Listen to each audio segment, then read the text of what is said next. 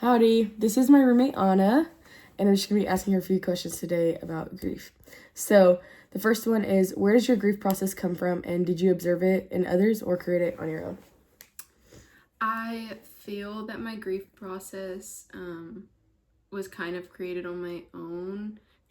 I feel that every person deals with grieving differently, and you can obviously observe others' process, but I really feel that everyone has their own process of some sorts because we all grieve differently.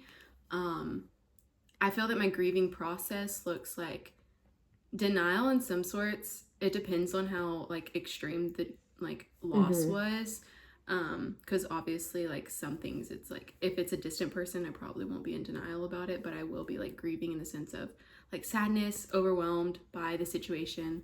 But I try not to sit in that for too long. I think that is just a really bad place for me to sit in, just with a past of just sitting in darkness. And so I really tried to get into that acceptance stage quickly and just take those steps of talking it through with people and being really open with how I'm feeling and dealing with that, but also not sitting in the darkness for too long. Okay, so for our next question is, does your grieving process change based on the situation, or does it stay consistent?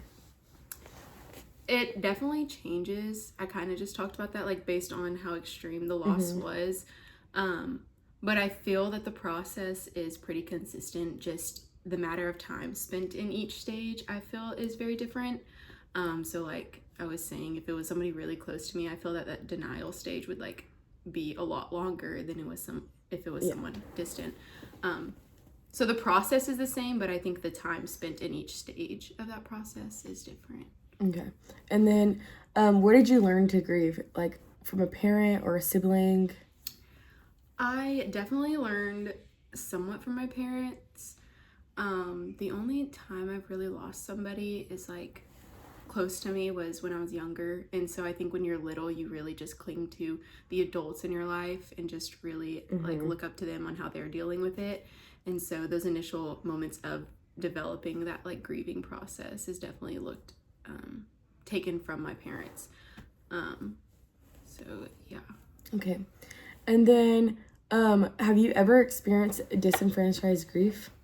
And if you don't know what that is, it's when a person loses someone or something in their life that is important to them, but either their loss is not valued or recognized by others, or or the way they're grieving is not considered to be a socially acceptable process of grief.